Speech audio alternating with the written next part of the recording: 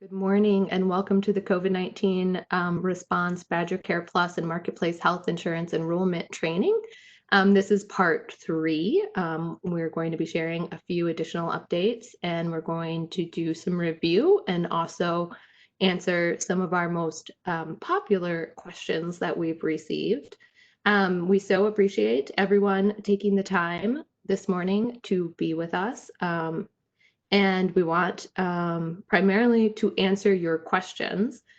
So please use the chat box to submit your questions. We have a sizable crowd, and so we will have to keep the lines muted throughout the presentation, but you can submit any and all questions through the chat box, and we will do our best to address them at logical points where we pause. So this morning we have 3 presenters, and I'll first introduce myself and then let Jenny and Julia introduce themselves as well. So my name is Shannon Drake Burr. I am with the Wisconsin Primary Health Care Association, and I am the Patient Engagement Coordinator there. And the lovely thing about my job with WIPCA, as we call it, is that I get to work with all the enrollment counselors at all the community health centers across the state of Wisconsin, and I consider that a great privilege. So some of you on the call know me quite well. For others, I'm probably a new and unfamiliar face, but welcome all. Jenny? Hi, I'm Jenny Appleby, and I'm with Covering Wisconsin. And Covering Wisconsin, we are a navigator entity in the state, so we provide insurance enrollment assistance and also do a lot of outreach, health insurance literacy work. My specific role is the Milwaukee Enrollment Network Program Manager. So I'm coordinating the network of over 100 organizations in southeastern Wisconsin, all focused on helping people access the care that they need. Julia? Good morning, everybody. I'm Julia Garvey. I'm a certified application counselor and community liaison at Partnership Community Health Center in Northeast Wisconsin. I'm also our REN coordinator for our area, and I've been doing this work and answering the phone every day for the last 6 years. Thank you, ladies. So we'll just go through a few housekeeping issues and then we will continue on with the presentation. So first and foremost, we are glad you're here. We know that the world right now is stressful and people have lots of concerns, and this is a difficult time for many reasons. And so I just wanted to take a moment to express my appreciation to you all for joining and to you all for the important work you do connecting patients, consumers, community members to health insurance. It is vital work and we appreciate it. All attendees, as I said before, are muted. We have a sizable crowd and we will keep it that way throughout the duration of the presentation. If you are experiencing any issues watching the training online, please know you can join us by phone where you will be able to hear the training, or if you're having audio issues with your computer, you can dial in on your phone and listen to the audio portion of the presentation and then keep your web browser open for the video portion of the presentation. These slides will be available after the presentation at coveringwisconsin.org/assisters.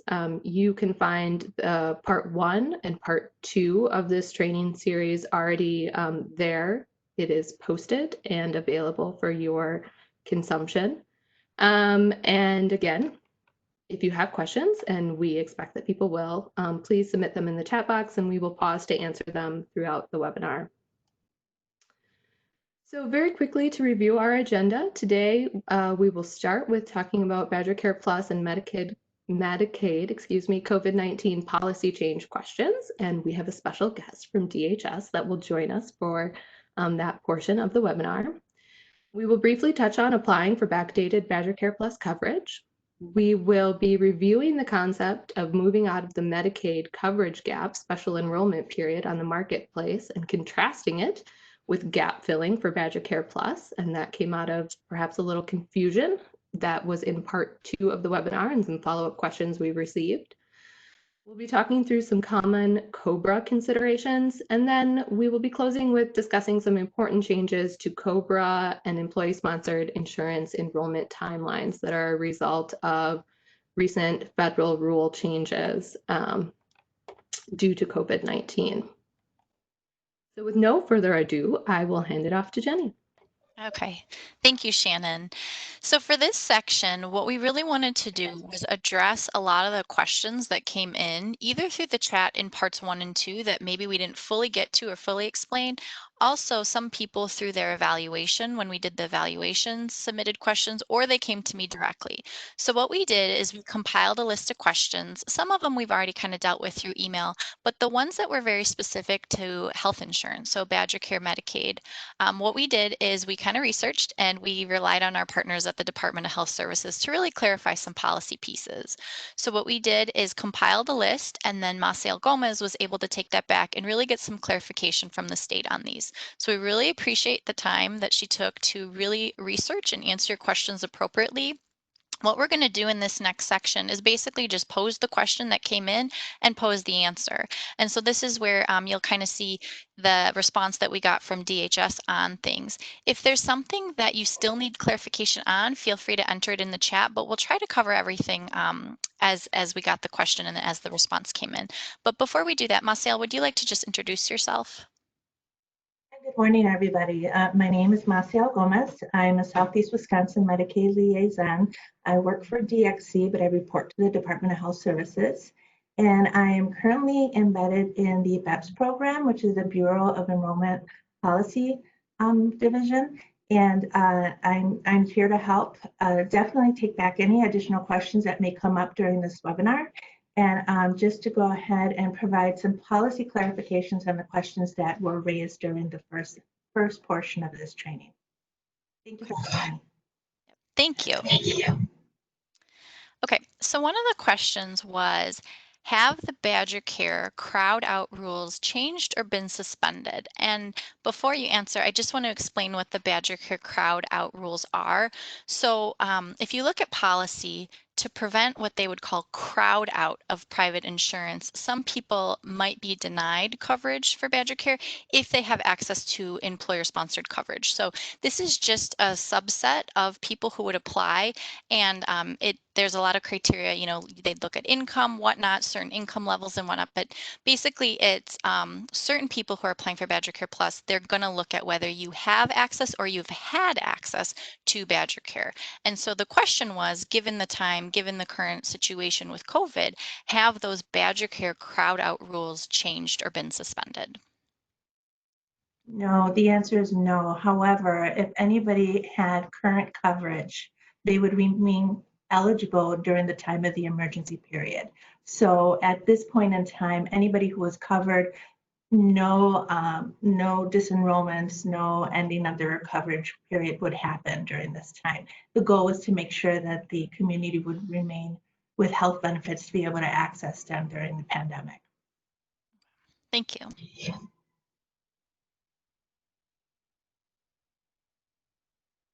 Okay, so another question was, are there any changes to eligibility? So first, I want to explain what emergency services is. So emergency services is when somebody who cannot get Medicaid because of immigration status, if they have an emergency medical condition, they could then apply for that treatment to get covered under the emergency services program. And so the question was, are there any changes to emergency services eligibility? And is COVID-19 testing and treatment covered under emergency services? And the answer is yes, definitely COVID-19 testing is covered, and it is considered emergency services, so therefore they would qualify for the benefit. And also just bear in mind, those considered for emergency services eligibility need to meet the BadgerCare Plus eligibility with just the restriction that they're not US citizens or have met the criteria to go ahead and have regular BadgerCare Plus. Thank you. And I'm going to go ahead and, oh, I'm sorry, I'm getting a little bit of feedback, but it's better now. I'm going to go ahead and put the emergency services link into the chat box. So if you're not familiar with the emergency services program, there's more information there. Okay, so the next question. There are some people who applied for unemployment and still haven't received anything, but are applying for BadgerCare Plus and food share or marketplace. Should we assume that income is coming in and use it in our eligibility income, or use what we actually have at the point of application? I would definitely recommend, and it is per policy, that for BadgerCare Plus, Medicaid, and food share, individuals who are applying should use the actual income that they have, not income that the person anticipates that they will get. If they do have changes in income, it goes over the threshold that they are required to report those changes. So just bear in mind, as enrollment assisters out there, the policy that I have followed for many years and continue to go ahead and plug is you have 10 business days to report any change. So bottom line is, when you're doing the application, apply with the current accurate income that they have. If there's any change, just go ahead and report that to the IM agency. Thank you. Mm-hmm. Okay. If a patient was granted express enrollment, also sometimes called presumptive eligibility, and so what that is remember, that's that shortened application that can be done depending on the provider or the community partner can do express enrollment for people. And so it's just like a brief 15-minute application, doesn't require as much verification. It's basically you're working with somebody and you say, yep, this person looks like they're going to be eligible. So you quickly do the express enrollment application to get them immediate coverage that's good till the end of the following month. So the question is, if a patient was granted express enrollment or presumptive eligibility, and then, did the full application and was eligible for backdated BadgerCare coverage. So remember, when you do that express enrollment, you're getting coverage right now, but if you do the full application, you could get the backdated. But then their income was raised due to the unemployment income. Would they be able to stay on the BadgerCare Plus program due to the pandemic extensions? And the response is presumptive eligibility is excluded from the continued eligibility requirements because it is that temporary coverage. However, if someone has applied and was enrolled in BadgerCare Plus or Medicaid on or after March 18th, their eligibility would be maintained. It doesn't matter if the eligibility was backdated or ongoing month. Mm-hmm.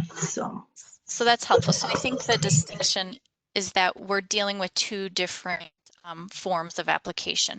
The express enrollment is still going to expire during the express enrollment period, the end of the following month.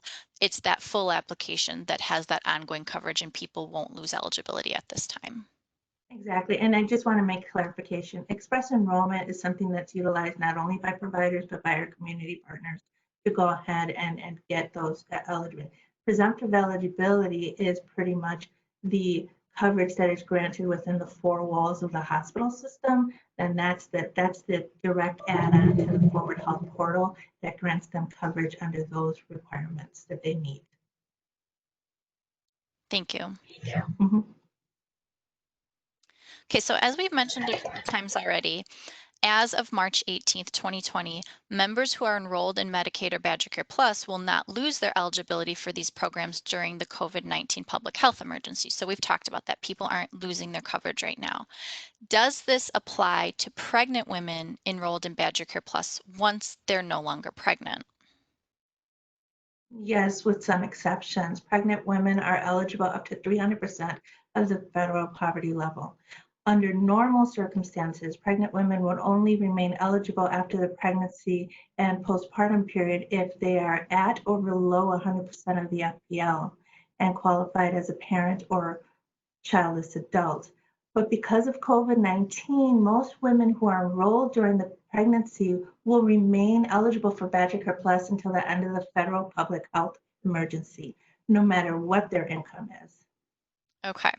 More on the next slide. Yep. So that's important to note, is that women, even if they're at that 300% and they wouldn't normally qualify as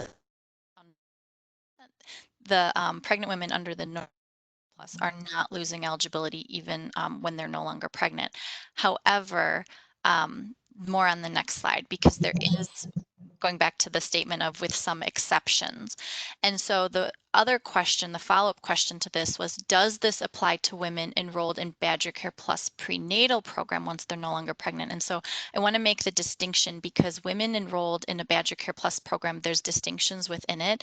There's the kind of what I would call like the regular old BadgerCare Plus, pregnant woman up to 300% FPL. But there's another program called BadgerCare Plus prenatal program.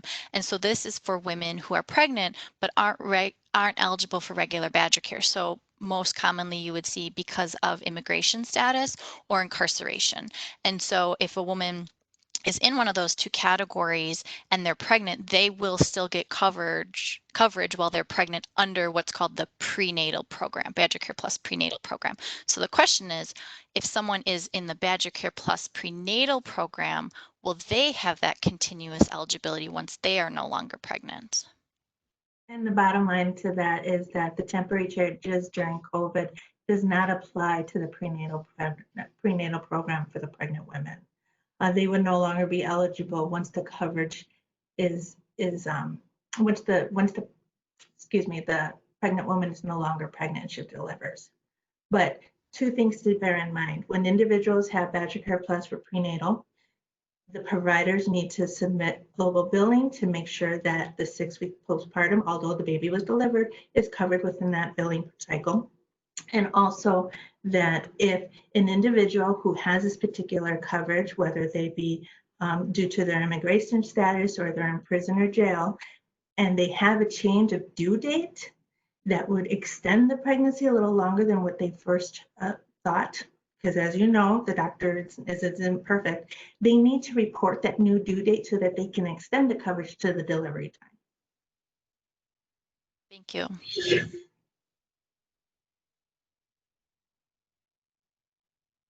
Okay. So thinking again about this March 18th date when it has kind of declared that people weren't going to be losing coverage, that continuous eligibility.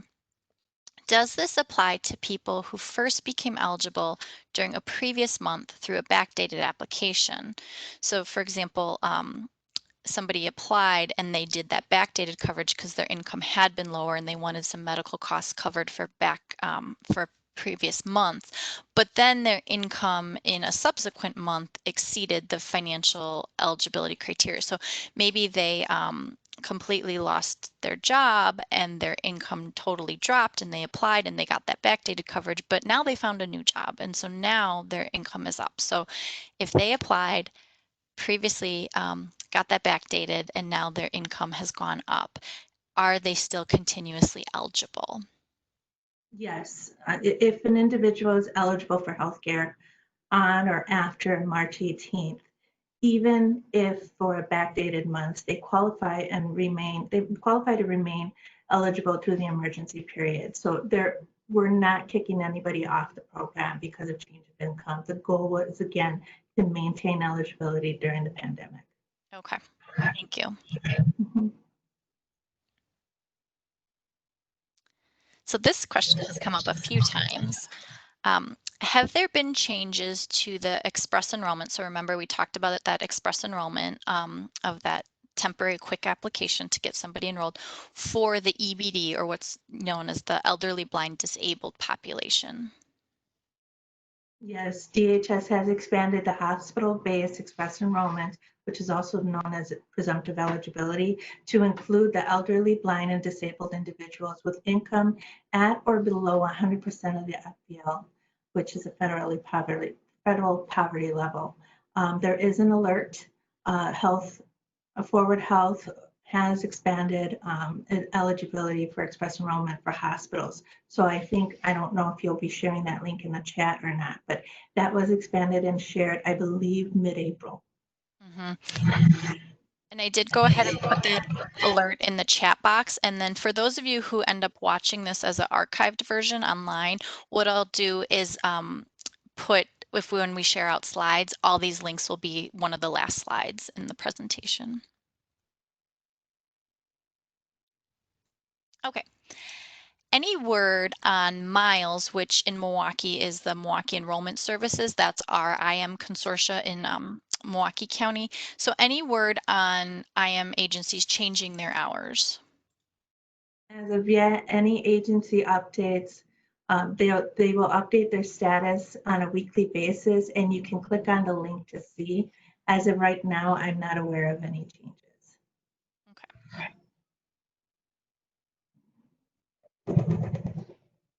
Okay.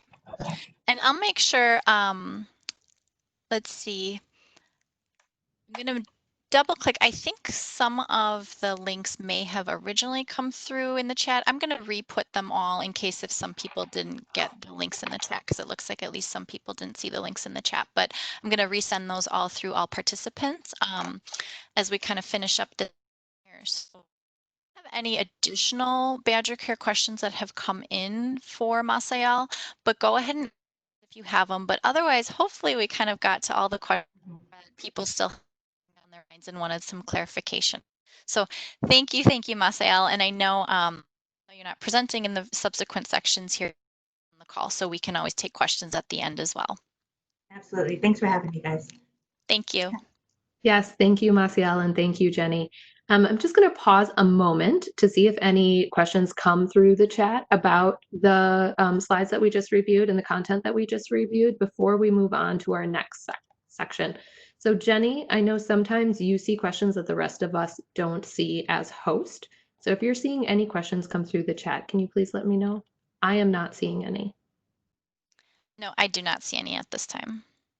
Okay, great. Well, then I will hand it off to Julia. It's telling that there are no new questions. Hopefully we're really clarifying people, and hopefully I will continue to clarify, and we won't see the need for a part 4 based off of adding more confusion, which I maybe contributed to last time. So welcome all guides, certified application counselors, navigators, agents, anybody who works with health systems or counties who are really invested in helping identify a path for coverage so that our residents can eliminate barriers to care. So as we hack through this jungle that I'm about to present to you, I want to remind you of the importance of assessing income composition, both for what has happened since the beginning of the year, what people are reporting to you right now, and what they estimate their future to look like. All of the examples that we're going to be seeing are a result of understanding people's complex lives and recognizing an enrollment opportunity, because we do have those skills to navigate these complex options for coverage. So I'm going to review some of the strategies for enrollment during COVID and for the future when we get back to our regular rules of programs. Go ahead. So this came up last time because I misinterpreted a question, but it's a good opportunity to remind people what gap filling for BadgerCare Plus is. Income counting for BadgerCare and Marketplace are similar, but not identical. And you may have fielded questions from people who find that they have enrolled for a program and been denied, and then they get bounced back and forth. I apply on the through BadgerCare and my income was too high, but when I went into the Marketplace application, my income was too low and I didn't qualify for tax credits. There is a space between these programs, and CMS has directed states to cover people by looking at the annual income. This is common when you start the beginning of the year, when perhaps your only income estimated for the next couple of months is unemployment. This is common for people who have an increase because of a seasonal job, or for 1 month they made more and the system thinks that you are no longer eligible for BadgerCare. Next slide, please. So I like to actually show people when they're in my office. I show you now, and we can explain it verbally, that by month the BadgerCare system looks at your household income. And if your income increases for some months, but you are still under income for BadgerCare for the year, this is a situation where you can ask for Medicaid coverage, BadgerCare Plus, under the gap filling rules. You are literally between the eligibility limits of 2 programs, and we can cover you in the state of Wisconsin under gap filling rules. So let's look at an example. So Jack is a college student. He's uninsured right now. And when he's at school, he only has an income of $400 a month. For the summer months, he works more and he has a higher income, which puts him over our BadgerCare income limit. But for the year, as he's been doing this for a couple of years, he's got a 5-year program, he knows that he'll be making under the annual income for BadgerCare. When he goes to apply for coverage in June, in a month where he's actually over income, he would not be eligible. But in explaining to the consortia worker that for the remaining months of the year, I'm making $400 a month, they should be able to look at his income situation through an annual lens and see that he's in fact eligible for BadgerCare because of his annual income. Now, here's a reminder that this will be then viewed annually, which means we're going to look at it for the year, and this coverage will last him until the end of the year if he's getting gap filling coverage. If he's still under income in January, this is going to revert back to regular BadgerCare rules, and he'll just be BadgerCare eligible. But if he goes back to work in June and makes more money and reports that income, he should again request that it be looked at under the gap filling lens.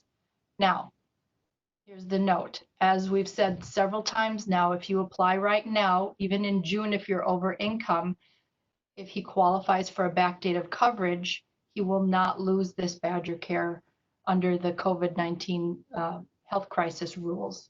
So even if his income were to increase, right now, we're really not going to need to be requesting gap filling because he should stay insured.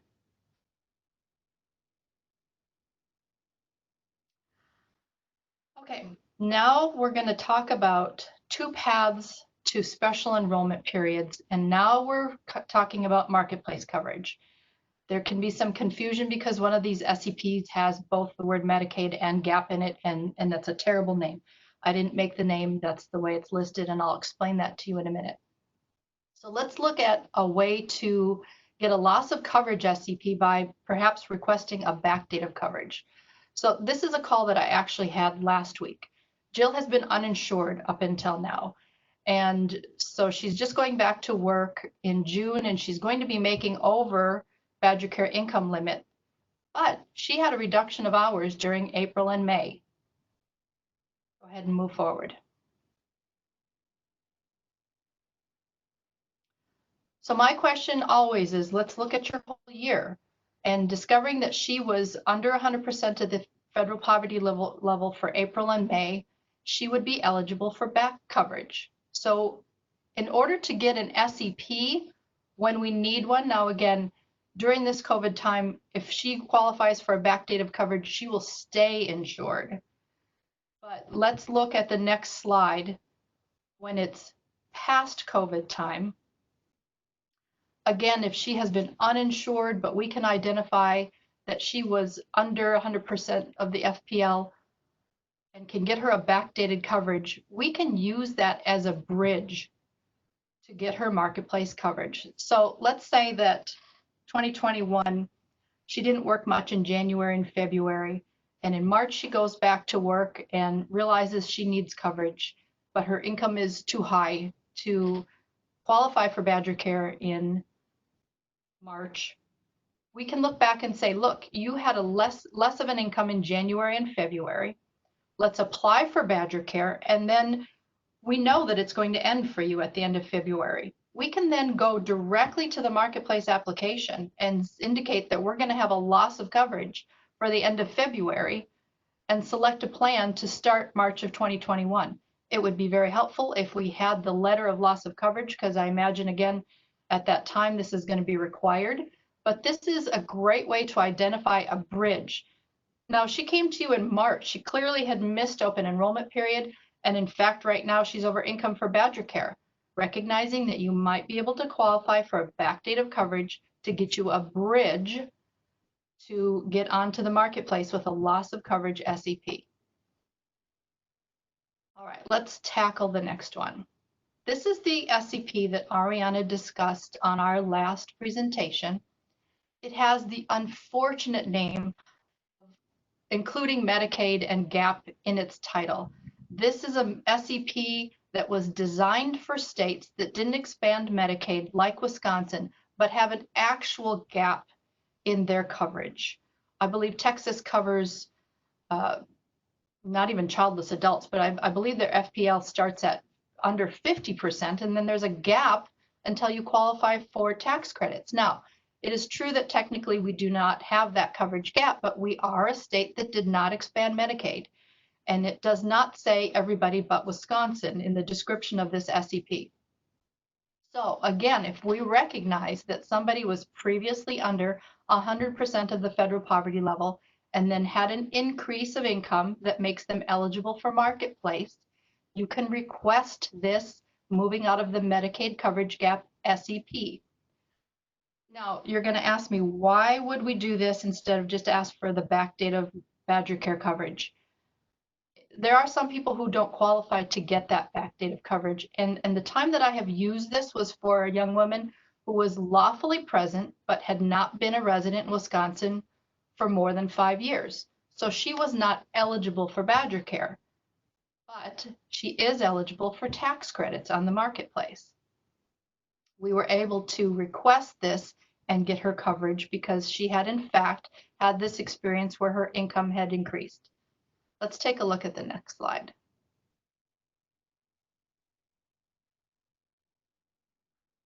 So if we use that same example of Jill, that she increased her hours and she's over the FPL, she's now again eligible to receive tax credits. And we can use this moving out of the Medicaid coverage gap SEP.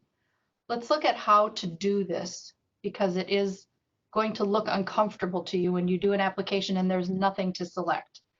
First of all, this is a slide from the Health Reform Beyond the Basics SEP chart, which I hope that you all have bookmarked or printed. And I wanted you to see this because this is the language you have to use when you request it, and this is how you're going to find it in your chart, moving out of the Medicaid coverage gap. And you will see it does not say everybody but Wisconsin. It does outline the criteria for requesting this. And the beautiful thing is that this SEP applies even if you did not have coverage in the last 60 days. And you don't even have to apply for coverage, meaning you don't have to show that you were Medicaid eligible to request this. You can go to the next slide. I'll show you how to request this. By completing a Marketplace application, just answer the questions as you would on any application. And when you get to the end, your eligibility letter is going to say that you're eligible for tax credits on the Marketplace, but open enrollment is closed. Now you've identified that this person is going to be eligible because they previously had income under 100%. So you're going to call the Marketplace call center with your applicant and request the SEP that needs to be requested through casework. There's nothing in the application that's going to trigger this. You're going to have to use this language, which is again why I wanted to show you how it's listed in that chart, because you're going to say, I have a Marketplace application that we have to request the SEP for. The name is moving out of the Medicaid coverage gap. And your call center person's going to scratch their head and they're going to look in their drop-down list and they're going to ask a few questions that's going to result in an SEP process that can take up to 30 days. And then your applicant will get a letter, hopefully, that says, select a plan by such and such a date. Now, it's very important that you actually assist them by going in and selecting that plan before you make any updates. And if you'll recall, we've had the pleasure of working with Michael Cutler since the Fall Enrollment Conference, our last presentation. It's because I got this SEP approved for somebody and then second questioned some of the information in. And as soon as I logged back in and started going through it, I realized I was going to undo the open door that he had created. Fortunately, my applicant actually had that letter saying your SEP has been approved, and we called up the name that was actually on that letter and made a great association with Michael Cutler. This application or this SEP works for people. I think it's very underutilized. And even though now we know that if we request a backdate of coverage, we should be able to retain coverage through the public health crisis, there may be a time when this is going to be an option for somebody who previously has not had coverage, but had income recently that was under 100%. It's just another tool in our toolbox, as I say all the time, and you may not find yourself using it a lot, but someday a person's going to walk in and you're going to say, you are the one that we're going to try this on. I hope that has made that clear, that this is a marketplace SEP with a terrible name, but it is something that we can and should utilize to get people covered. Do we want to take a break here before we look at the COBRA questions? Yes, thank you so much, Julia. I think those are some great case examples, and you explained things very eloquently. Do we have any questions before we continue on to our next section? Okay, so we have one. We have, just for clarification, this must be done within the 60 days. Julia? This actually does not require that you have coverage within 60 days. The request of the moving out of the Medicaid coverage gap SEP does not have a requirement that you have had coverage in the last 60 days, which is another way to view this as a little more of a fluid opportunity to get people enrolled. Clarification point, not coverage, but had the income change. Yes, the income change. And so that is something, again, when I'm assessing somebody, I say, what has happened to you since the beginning of the year? Tell me about your employment history or any changes to your household.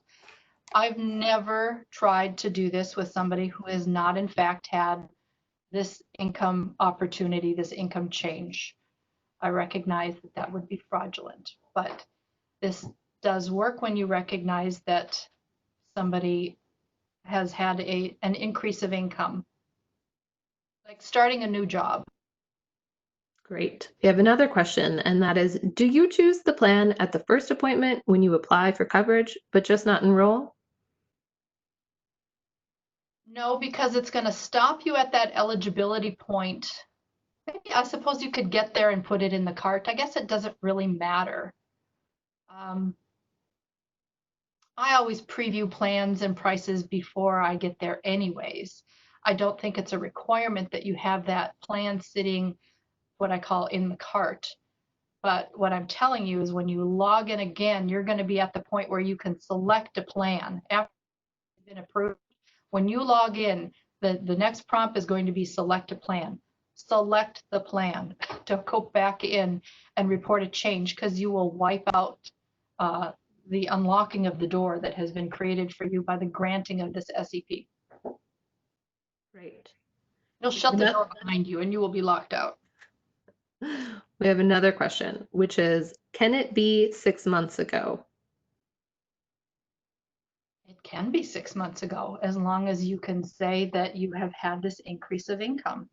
And I will tell you from experience that, and as I have requested this Medicaid coverage gap SEP, the call center people don't know a lot about this. I have not been required to provide verification either of income or of the change of income. Again, when I assess this, I make for sure that that's all in place and that we could provide it if it was necessary, but it has not been requested. Okay, that is the end of the questions I see. Jenny, do you see any additional questions? You captured all of them. Thanks. Great. All right. Well, seeing no more questions on this section, we are going to go ahead. Shannon, Yeah, absolutely. Feel free to email me directly if your mind is blowing and you don't get this and you don't think that it will work, or that you have more questions, or you don't know if this would apply. It is a whole new way of thinking about this. So I'm happy to answer your individual questions. Thanks, Julia. We'll put your email in the chat box in just a moment. You have the next section as well, so I'm just going to let you keep going. So much me. Okay, so this information was shared by my agent friends up here in the Fox Cities, who I appreciate so much, because they work a lot more with employer-provided health insurance plans and people who are moving away from that. I work at a community health center where we see a lot of people who are most likely coming to or from BadgerCare in the marketplace. If you go to the next slide, there are some times when COBRA really does make sense for people. And when you hear that somebody's losing a job, maybe your first thought is getting them to the marketplace, but we need to walk people through their personal scenarios to see if selecting COBRA is a good plan or an actual good option for them. And an example is that a lot of times employer-based plans have a broader network that can't be replicated in a marketplace plan. Employers are able to contract with larger provider networks that might include being able to get specialty care that a marketplace plan doesn't have access to, maybe Mayo Clinic or someplace out of state that they might need to access in maybe they're traveling. So I would check to make for sure that the care that they need doesn't require them to stay within the plan that they're in. And then again, if you have a chronic condition or a medication that you might not be able to find in the formulary of a marketplace plan that it's really important that you stay on, you might need to stick with that COBRA plan, the plan you're already enrolled in that you know works for you. There are some people who are experiencing health issues where they may have met their out-of-pocket expenses for the year. And if you are in the middle of chemotherapy and know that you have months to go, enrolling into a marketplace plan and starting your out-of-pocket costs from the beginning doesn't make any sense. And we're going to see an example of how that one person can elect to stay on COBRA and let the rest of their family perhaps choose a lower cost plan on the marketplace. Another example is that some people, and I see this more with the dislocated workers who get laid off or their positions are eliminated, is that if they have accrued enough hours through their employer, the employer might help pay COBRA premiums for several weeks or months to eliminate that earning that they have received while they've been working with them.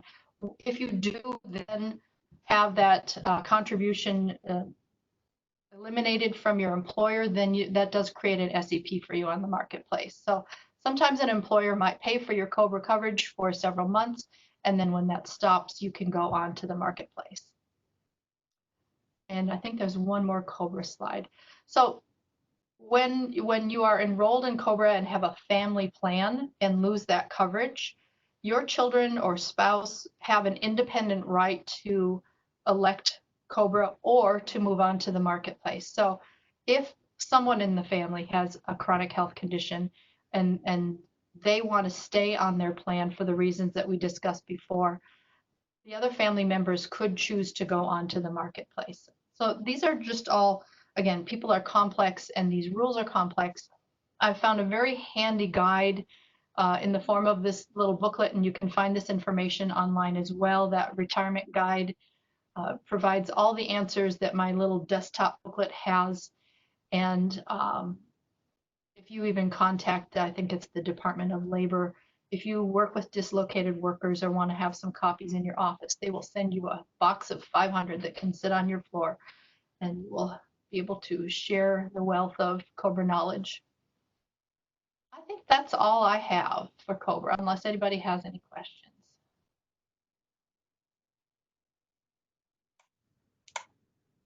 Thank you, Julia. Do we have any questions about these points Julia has addressed with COBRA? I'll give it just a second before we move on. I know sometimes it takes people a moment to enter their questions.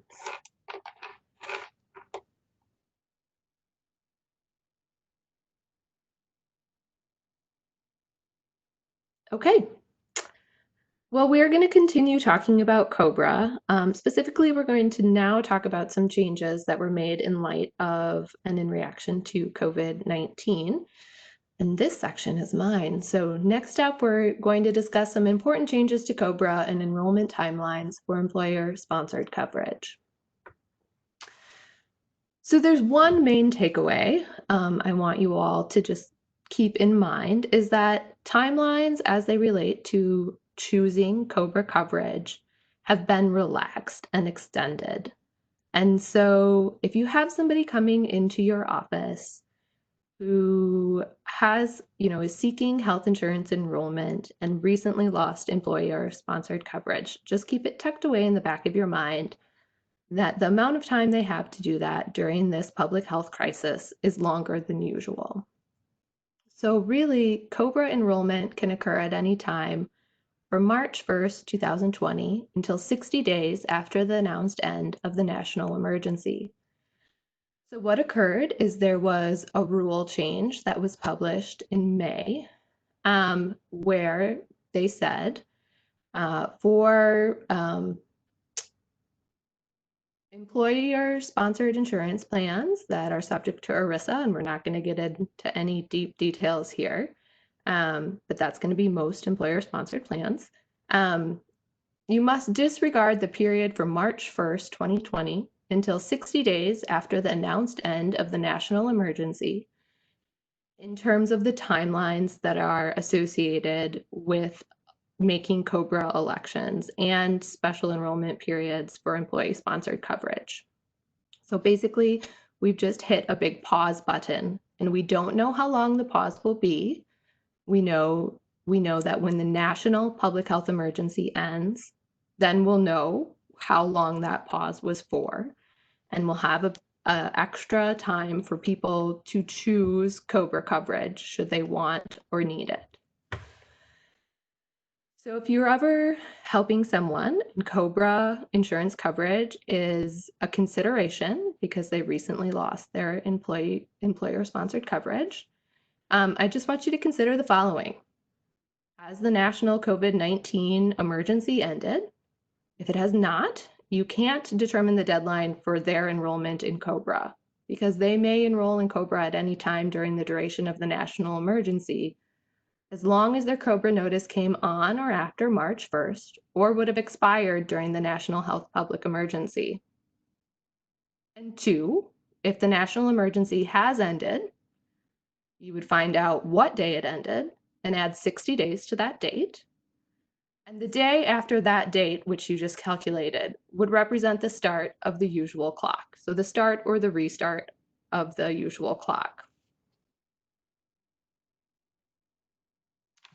So in summary, for consumers who experience changes during the public health emergency, they're now going to have up to 120 days after the national public health emergency ends to elect COBRA coverage.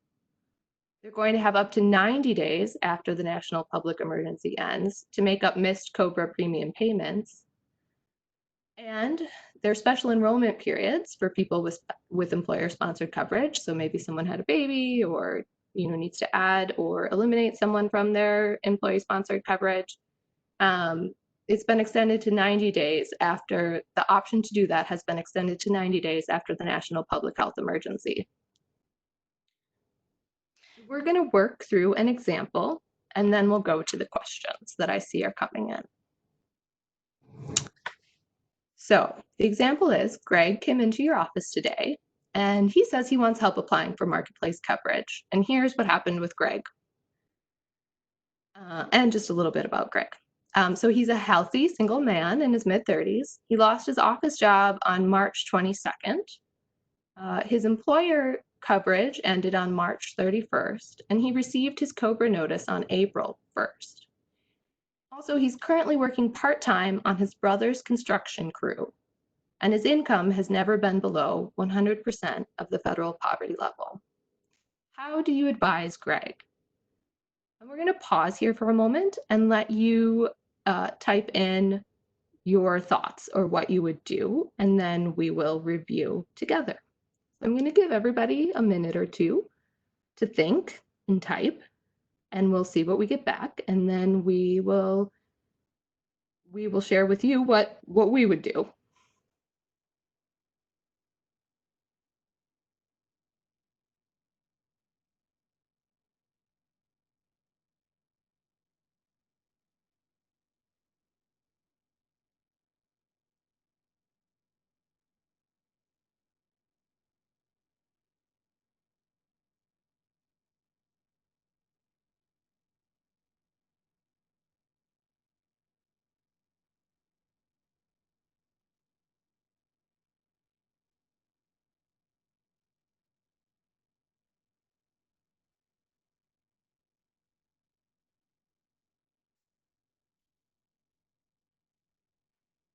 Okay.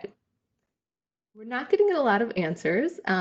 We've got a few people who said not enough information, which is fair, and a few other responses.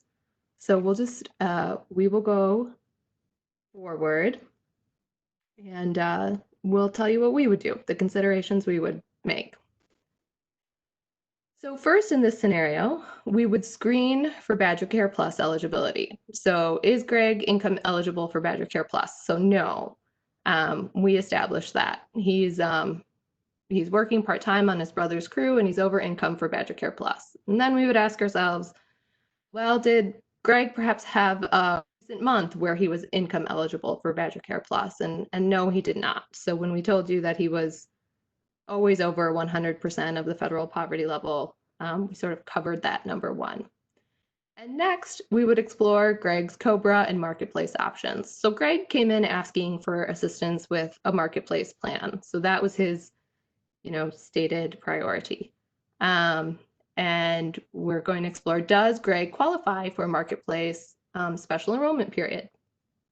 So no, it's been over 60 days since he lost coverage, so he doesn't qualify for that particular SEP. And we've asked him more questions, and he doesn't have another qualifying life event to trigger a marketplace special enrollment period. No, he doesn't have an income change that makes him eligible for the moving out of the Medicaid coverage gap SEP on the marketplace that we talked about. And so we're left with COBRA. So what about COBRA? So Greg would have the option of enrolling in COBRA because we've had this extension of COBRA deadlines. And he could also choose to go without coverage for now, since we're in the thick of the public health emergency. And if necessary, he could elect COBRA at a later date to save him from catastrophic debt. So that is the review of Greg's case. All right, so now I know we have a few COBRA-related questions that have come through, and I'm going to try to address them as best I can.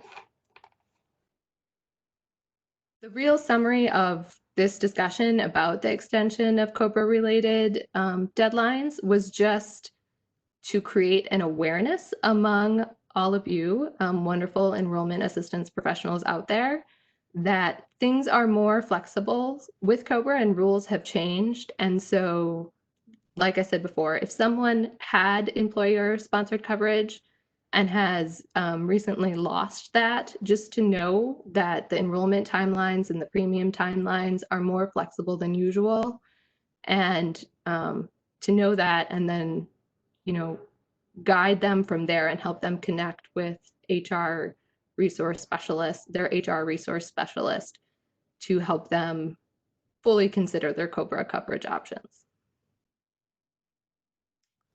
So let's see, Shannon, would it be helpful if I read some of the questions that came in as they came in? I think so. Yeah. Yep. Okay. That would be great. And then Julia, maybe some of these might be relevant as well, so perhaps you might want to chime in. So I'm going to kind of go back to the top. Prior to our example, some of the questions. One was, if one person, the primary, needs to take the COBRA because of the doctor network, but so this would be one person, the primary, but the wife and kids could go on a marketplace plan, will they get the premium tax credit? So if one person in the family does COBRA, can the others get a premium tax credit on marketplace? So I don't actually have experience in doing this, but my understanding is it would. And it doesn't have to be just the primary who elects COBRA. It can be anybody in the family who might need to elect COBRA. So again, it doesn't have to be just the primary person. Again, I think that agents see this more often. And if you are an agent and you have experience with this, if you could type your experience into the chat, that would be helpful. It's different than the family glitch in that, having an offer of COBRA doesn't mean you have to accept it. You can choose to go onto the marketplace with tax credits. again, if one person elects to take COBRA, I believe the rest of the family can still be eligible for tax credits. Okay, thank you. The other question was, do they have to pay all premiums from insurance term date? So you do still have to pay your COBRA premiums, but you have more time to pay them. So part of this rule change, it didn't remove the requirement that you pay your premiums, but it gives you more flexibility in the amount of time you have to make those premium payments. Okay, so then kind of piggybacking on this, another question was in our example of Greg. So would Greg, if he enrolls in COBRA later, when does COBRA begin? Does it go back to the last date he had employer coverage? That's part one of that question. Okay, so let's address that part. Yes. So Greg can't say, I just want COBRA and pay COBRA premiums for June, July, August. If he chooses COBRA, he has to take all of it and will owe premiums to the beginning. Okay, so then that was the question. If so, he'll have to pay all back premiums initially. Will he have to pay those back premiums right away, or he has flexibility in paying them? He has more flexibility in the amount of time he has to pay them, and that's tied to the timing of the national emergency. So you can think about what I try to think about this as is just a big pause button. So if somebody lost their employer-sponsored coverage even before March 1st, and say they had 60 days to choose COBRA, say they lost it February 15th. So 15 days have passed. We get to March 1st. Well, it was leap year, but we're not going to get in. It's February, whatever. Be kind to me with dates. March 1st, pause. Okay, so we'll say 15 days have passed, pause, timer is stopped. When the national emergency ends, the national public health emergency ends, plus 60 days, timer starts again. Yeah. And I think another piece of that last question, and I can kind of ask it and then answer as well, is don't you review current coverage, like that employer coverage, with his current plan versus Marketplace? And yes, but remember in this example, for Marketplace, you're only getting that SEP for 60 days.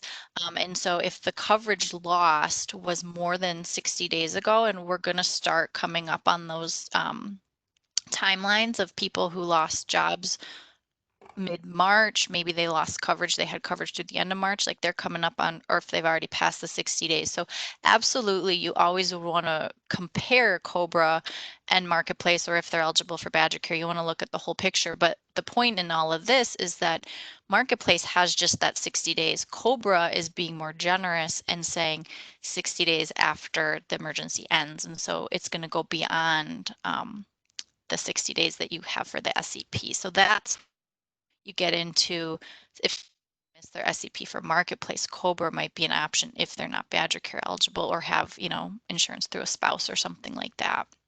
So that's the larger picture, I think, to come into it. There were a couple more questions. Okay, so can a patient elect COBRA coverage, leave coverage, and then re-elect COBRA? Do we know? I don't think so. So if that isn't typically allowed, and I don't want to hold myself up here as a COBRA expert generally, we wanted to make sure we presented these timing changes to you all. So there was nothing in the final rule that made a special allowance for that situation. So if that is typically not allowed, then there was nothing in this rule that changed that. But we will follow up on that question and make sure that that is an accurate answer. Shannon, I have my little book open in front of me. And it says, if you choose to terminate your COBRA coverage early or fail to pay your COBRA premiums, you will generally have to wait to enroll in other coverage until the next open enrollment period for the Marketplace or the new group health plan.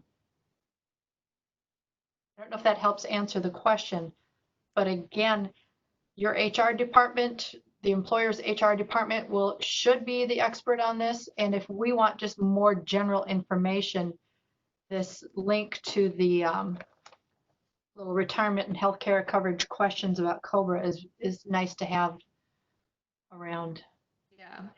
So this final rule change, and we can put the link to the language to the actual rule change that's published in the Federal Register, which may or may not be something everyone engages in reading every now and then. I say that in jest. So just so that you have the source. So if you're helping perhaps somebody reach out to their former employer's HR department and even they are confused, you might point them to this and say, you need to review this rule change and realize that you should be extending greater flexibility to COBRA enrollment during this emergency period.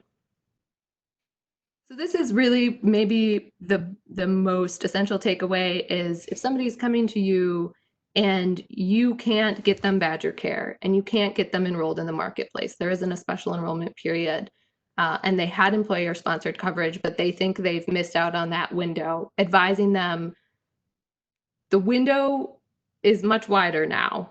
Revisit this idea with HR. Mm-hmm. And a couple other things that had come in as well was just kind of confirming from one agent that had also confirmed, Julia, what you were saying is that they have never seen anything that says that some family members couldn't take the subsidy on the marketplace. So again, this is going into the idea of what if only certain people choose to elect COBRA? What about the rest of the family? And then the other thing a couple people have pointed out, just things like, let's say Greg, or just any realistic example of what if somebody's in the middle of cancer treatments? What if they have very specific medication? Again, that goes into that whole conversation of really figuring out for some people, what is their motivating reason to maybe want to stay on COBRA? One of the things I think we also maybe talked about in part 2 of this series is that some employers may pay part of the monthly premium for somebody's COBRA. So I think a lot of times COBRA gets the mindset of it's the most expensive option. You're paying the full cost of the monthly premium. That may be the case for many people, but in some instances, maybe the employer is paying for part of the monthly premium, even though the person no longer works there. It could have been part of a severance package. Maybe they're converting some of their sick time to those health insurance dollars. So this again goes to you really have to talk to your HR rep and see what your specific offer is for COBRA. And then we will send this information about the presentation afterwards. So if you're on the call today, you'll with the survey and also the slides and whatnot. But thank you. Great. Do we have any more questions about anything in the presentation? So perhaps we fielded all the COBRA related questions, but thinking back, any burning questions about any of the content we covered?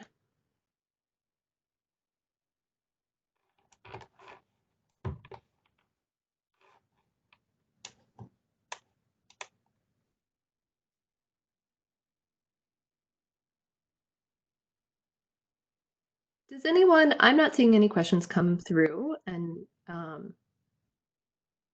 that's great. Although certainly we'll give you a couple more moments here before we move along, because I know questions take time to formulate.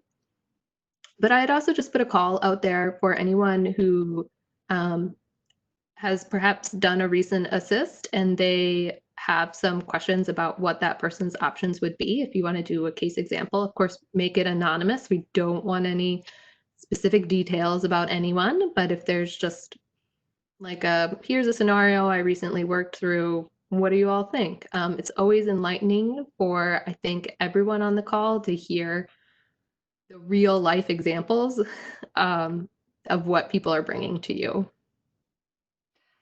Can I add, Shannon? I think it's so important to absorb these rule changes because sometimes the income maintenance workers, they've got a lot of information coming at it and they don't always get it right. And so for us to understand gap filling and be able to explain to our applicant, this is what we need to ask for and how to understand if this is going to continue for you or to understand that a backdate of coverage, even if you are over income right now, should allow you to stay on benefits throughout the pandemic.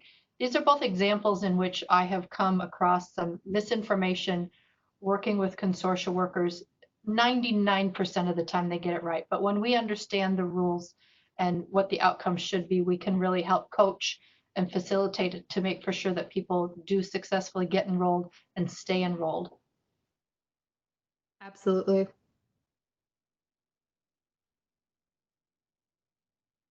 Julia, would you mind saying your email address out loud? I think we have someone on the phone who wants to write it down. It's julia.garvey, G-A-R-V as in Victor, E-Y, at ThedaCare, ThedaCare, like the ThedaCare Health System, .org. And yes, I work for Partnership Community Health Center, but we work on ThedaCare's internet servers. Great. Jenny, are you seeing any other questions come through? I am not. No, we've covered everything. Okay. Oh, someone's sharing a case. Okay. So she says, I assisted a consumer on a BadgerCare Plus application. He has had no income since COVID. He was denied because his self-employment status. They reviewed on his 2019 taxes and thus found him to be over income. So in my experience, this would be a time when you would ask them to look at that again, because they're supposed to be looking at the best reasonable information that's available right now. And Maciel can maybe, if you want to help clarify my language. But that's the case for both if you are working for somebody or self-employed. If you cannot provide documentation right now, they're supposed to be looking at the most available information. And even though they're looking back at taxes, I would hope that a request that I'm self-employed and not working as much as a result of COVID, that there would be some wiggle room in providing that kind of documentation. Yes, I agree with Julia. This is Maciel speaking. Definitely at this point in time, the state does understand there's difficulty in accessing verification for their cases. So bottom line, if you're having trouble providing that information, just communicate that to the IM agency so that they're aware that you're being compliant and they can utilize all the other resources available to them to cross-check data and verify your case. Can I just say, as having done this work too, that the worker who's assisted you makes case notes. And if you call back again and say, can we review these case notes and maybe we can check with a supervisor to see if this is in fact the case, because sometimes we do get misinformation and they should be able to look back at the notes and see what happened and hopefully reassess. And the person who had asked that question had said that they did. They said that, so meaning they did contact the IM agency, and they were told that since he was in the industry since 2006, they will not. So so that sounds like a sticky case where, from what we're seeing, if the person has no income right now, they should be eligible, but the experience that this person is having advocating for the consumer is not that. So Maciel, what would you suggest they do? What would be the next step?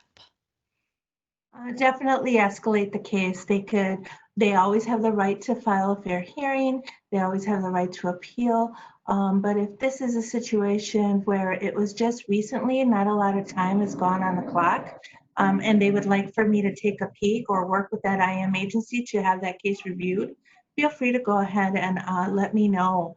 I do work very closely with Miles. Not sure if this is a Milwaukee County case, but I do have colleagues that work very closely with the rest of the IM agencies throughout the state. So if it's fairly recently and I can take a peek at it and help, yes. If it's been some time and definitely time enough for a fair hearing, I would encourage that. But if there is just reasonable doubt, I would definitely go ahead and have someone look into that for them. And it might be that we need to go ahead and educate the IM worker on recent policy changes or something that's to that effect. So I wouldn't give up. I definitely would ask for help in researching that case. Yeah, and a couple other things that came in as well is that one person had said, would that be a change in circumstance? Absolutely, that would be a change in circumstance, right?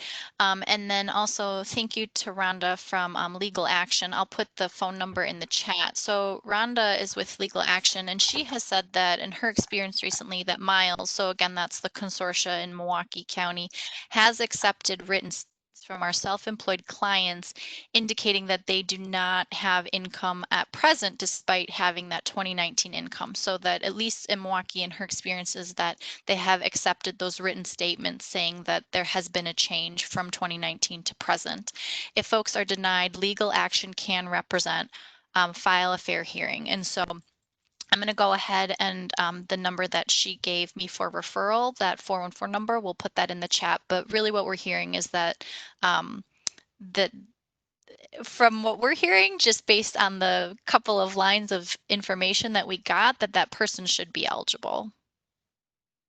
That was a great example. Thank you for sharing that example. Do we have any additional questions or case examples that someone would like to put into the chat box and we can discuss? And there, Jenny has shared Legal Action's phone number. So I will read it out loud. Legal Action's phone number is 414-278-7722, and they can help people with fair hearings.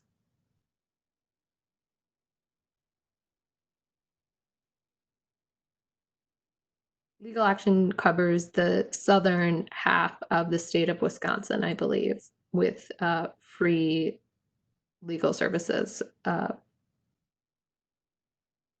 free and reduced cost legal services.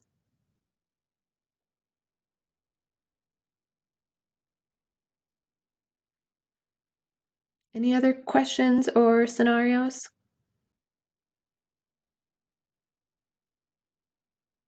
So Jenny, if you have it and you want to put the link to the survey, the evaluation, into the chat box, I think we could do that now. Thank you. So you could take a minute to complete the evaluation now. This slide should have said evaluation, not survey. My apologies. If you have additional questions, please reach out. We are happy to look at questions and do research and get answers. So you can send those in. Go ahead, Jenny. Yeah, and thank you, Rhonda, for I should find you and just unmute you so you don't have to keep typing, but I appreciate your input. She somebody had said then, so who covers the northern half of Wisconsin? And she, Rhonda had indicated from Legal Action that BadgerCare covers northern Wisconsin, but that Legal Action will get people to the right office based on their county of residence. And so if you captured Legal Action's number and remember that name in your mind, don't worry, they'll get you to the right spot. But otherwise for northern, it's called BadgerCare. JUDICARE. Yeah, thank you so much. That's a great connection to make. We appreciate that intel sharing. So Jenny has put the evaluation, so you can go ahead and click that now and complete it. You can also complete it a little bit later. Like I said, if you have additional questions, please reach out. We will panel those questions. Jenny, is there a general email address that we were going to use for those questions? I've basically been collecting them. So in the evaluation, the very last thing does say what additional questions do you have. So you could put them in the eval, or you can email me directly. All of you who are on the call, you're going to get an email from me as long as you're online, not on the phone, I should say, if you registered for this through the computer with just the copy of the slides and whatnot. But otherwise, if you go to Covering Wisconsin's website, hopefully it's pretty easy to find my email address. It's Appleby, APPLEBY @wisc.edu. I'll put it in the chat right now for people online. Perfect. So Jenny will field any questions that we receive through the evaluation or that come directly to her as a result of this presentation through this panel and members that have panel members that have participated in the previous parts 1 and part 2 of this training. This training will be posted on Covering Wisconsin. A reminder again that part 1 and part 2 are also posted there. And then we also just wanted to share that if there are additional new and significant changes in light of COVID-19, we will reassemble and offer additional training. At this juncture in time, we intend this to be the final COVID-19 related enrollment assistance training, but if we have a paradigm shift, we'll be in touch, and you can expect to see some form or fashion of the various panelists you've seen over the last few weeks assemble again.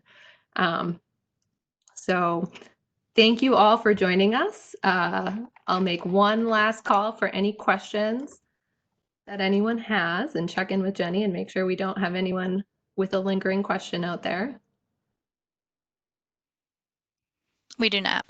Okay, so we'll conclude for today. So enjoy the day.